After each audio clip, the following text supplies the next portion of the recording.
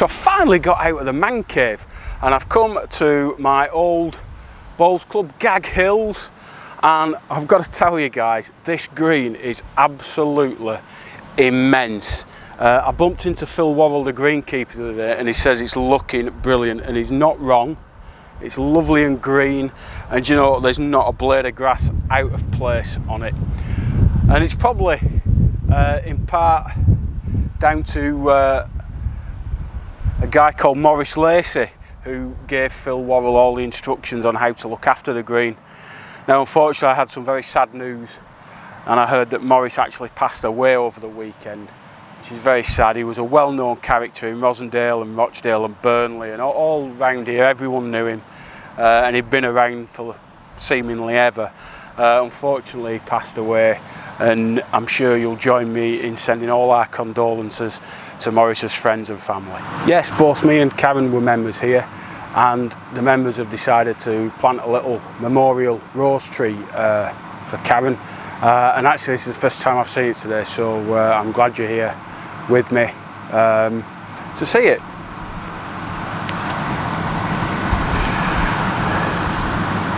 I'm sure it'll look absolutely gorgeous next year, this time when all the buds are out. Beautiful. Little history about Gag Hills. It's been here over 100 years now, and if I turn around you'll see the old Gag Hills house. Where am I? Can't see. Gag Hills house in the distance, and that was a mill owner's house. The mill is behind us, and there was also a mill where those trees are. Big massive mill, cotton and shoes and everything around here. That's what they did back in the day. I think this was an old slipper mill, and it used to be totally enclosed, and it was looked after by the council, was this green, and it was an absolute scream machine.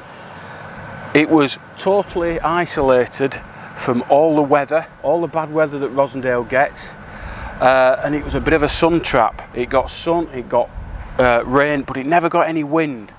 And then maybe when I was about 10, 11, 12 years old, they knocked that big factory down and this green went. It was not in good condition at all. The council sort of stopped looking after it and loving it, but it got the wind, and you could see the different grasses starting to grow. That was until of course Phil Worrell got his hands on it with the help of Maurice Lacey, and he's turned it into this absolutely amazing place. I know a lot of you have been here, and I learned how to bowl on it, and I think this is one of the best greens there is. There's something in it for everyone. Yes, it's quite small, but it's quick. There's uphill corners, there's downhill corners, there's little trolleys, there's little ridges that aren't obvious, and it's an absolute brilliant test of your bowling skills. This was one of the places I always used to sit down here. You get a beautiful view of the green. Beautiful.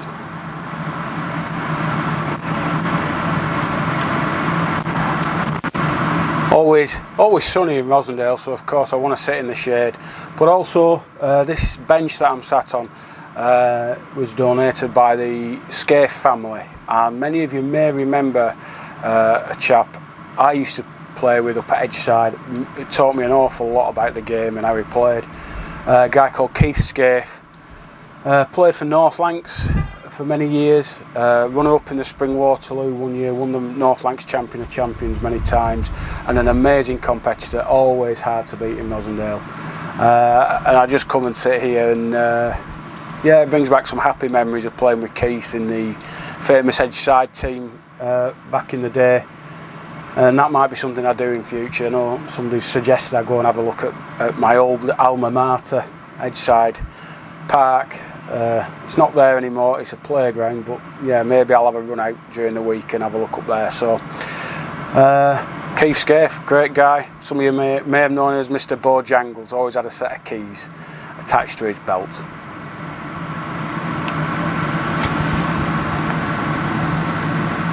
So a brief history of bowls, really. What I've got here, nice wooden bowl. I've just got it out the shed. Everybody used to play with these because that's all they were. They're made from lignum vitae, which is a very, very dense wood grown in forests in South America and Asia. And it's the densest wood known to man. If you throw this in a bucket of water, it'll sink. Other woods don't really do that. So they used the very centre of the logs. They were the densest and the most stable. If you use the outer areas, they tended to crack, tended to be weak and split very easily. So everyone used to play with these. Now, of course, war comes into things and there's shortages, and one of the shortages, lignum vitae. And I think the Dunlop company came up with a rubber bowl, which I've never seen, never held, but I've heard they exist. And then somebody had the bright idea to use Bakelite, which they used to make old telephones out of. Chemical name phenol formaldehyde or phenolic resin. And they found if you heated it up and compressed it into a mould, it gave you something similar in density to wood, not exactly the same, but something similar, and it could be turned on a lathe just like wood, and you'd be able to get a composite bowl.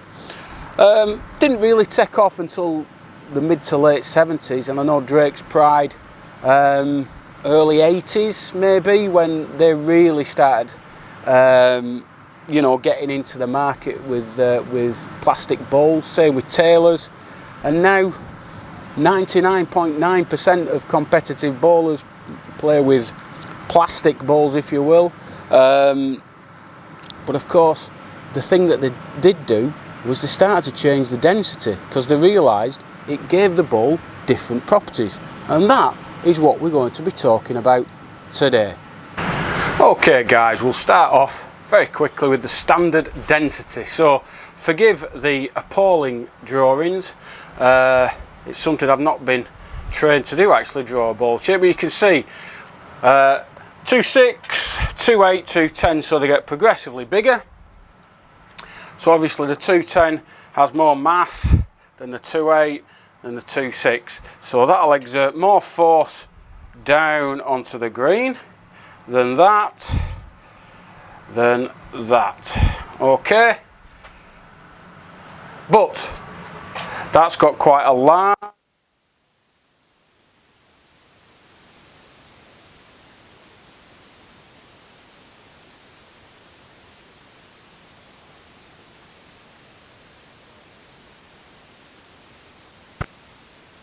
is very difficult to write like this, but never mind. Pressure is equal to force divided by the area. So in this case,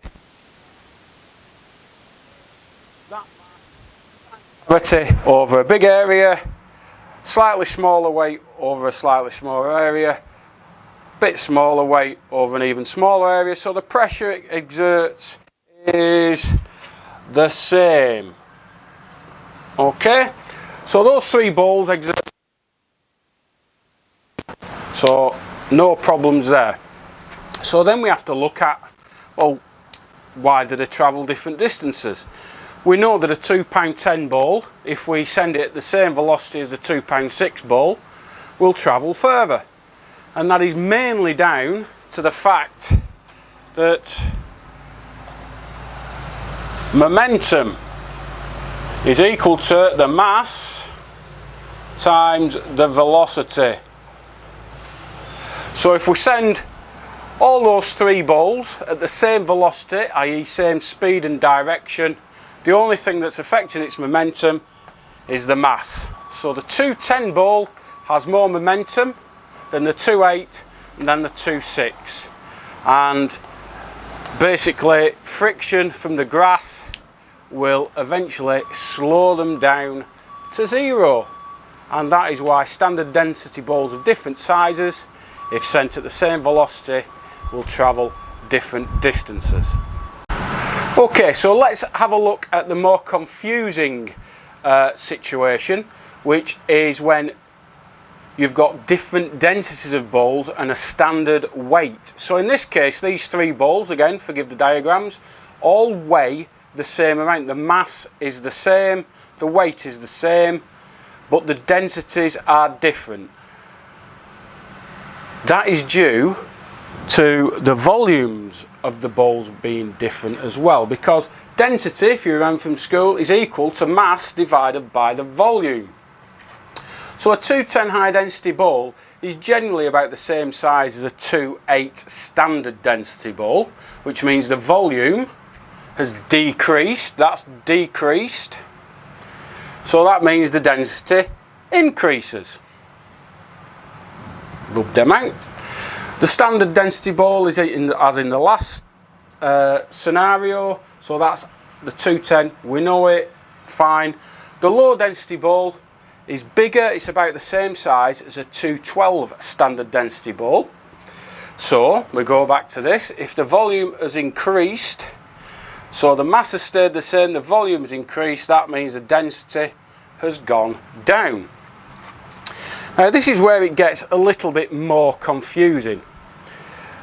So we can't really look at momentum anymore because the masses of the bowls are the same, they should all have the same momentum. There's something to be said about inertia as well, but I really don't want into that. That is, you know, quite difficult to understand. But basically, a bigger, heavier object is harder to start moving, but once it gets moving, it keeps going longer than a smaller, lighter object. That's really easy to get it going, but it stops quicker.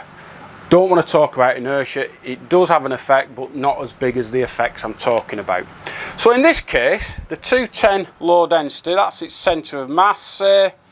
That's pushing down with a weight of £2.10 times gravity. That's the same. That's the same. But now it's the area that it's acting over. That's quite a big area that force is pressing down on the green. This is a smaller, and that's the smallest. So I said earlier pressure is equal to force over area. So the forces are all the same. This area in the 210 low density case is bigger, so that's gone up. So that means this pressure goes down. So the amount of pressure that bowl is putting onto the green is less, so it won't sit as low down into the grass. There's less grass resisting its motion, therefore it will travel a little bit further. In this case, standard density, that'll travel like a normal standard density bowl, and then the high density bowl, the same force is acting over a very small area, so that area figure has gone down. So that means this pressure goes up. So the smaller bowl, this 210 high density bowl, it weighs the same as the other two. There's more pressure forcing it down into the ground, forcing it into the grass, so there's more resistance to its motion, which is why it doesn't travel as far. Now that's a really simplistic explanation of it all. Like I say, inertia's involved, mainly inertia, rotational forces as well going on, but that is like as good an explanation as I will give. It's actually very complex when I looked into it, but that's a pretty good explanation. So that's to do with densities of bowls, broken down into fairly simplistic scenarios. Hopefully that's sort of explained a few things. I know one or two of you got confused. I talked to a guy the other day and he got it the other way around. He didn't understand at all. The high density bowls really came into prominence maybe in the early 90s. I know that the guy that had tremendous success with them initially was Martin Bacon, who went to the Isle of Man. The greens were very, very quick, and he demolished everyone because he could stop his bowls a lot better than any of his opponents. And I said I think it was last Friday's Ask Andy, you know, I used to have a low density set just for early season. They don't sink into the grass just as much. They run that little bit better, but they don't feel any heavier than your normal bowl. So that was the advantage for me. They've now got these super low density bowls, the see-through ones. You can also get them coloured, and you can get them also in black.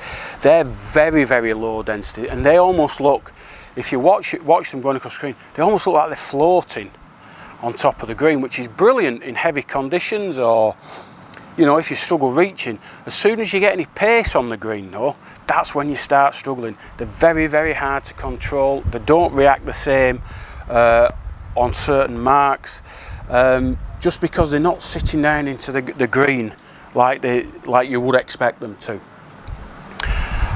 I think it's brilliant what they can do with balls these days. They can just adjust the densities by, you know, maybe not putting as much pressure on them when they're pressing them, or maybe using bigger grain size when they're pressing the powder's slightly bigger size. And I find all that fascinating because that's my background. I'm a material scientist. Got my degree from Leeds University back in the day, and I worked quite a lot with phenolic resin. Always had a good time messing about with that, but alas, I never went any further. And as a final thought, just before I do sign off, many of you are probably thinking, it's all a bit complicated, is this? And as a good player once said to me when I was a young lad, and I was always swapping and changing my balls, he took me to one side and he said, Andy, they only go as far as you send them. Maybe that's what we should all remember. I think that's all for today. I really hope you've enjoyed it. I've enjoyed looking into this and getting out of the man cave and getting about. I hope you've enjoyed it. If you have, please hit that like button. If you're not already a balls buddy, click the subscribe button. It's totally free, and become part of this wonderful community of ours, and hit the notification bell and you'll get notifications of any new content on the channel. So that's great. Have a lovely weekend. I think it's going to be nice again, so get yourself out on the green, and if you do, guys, stay safe, and I'll see you on the other side.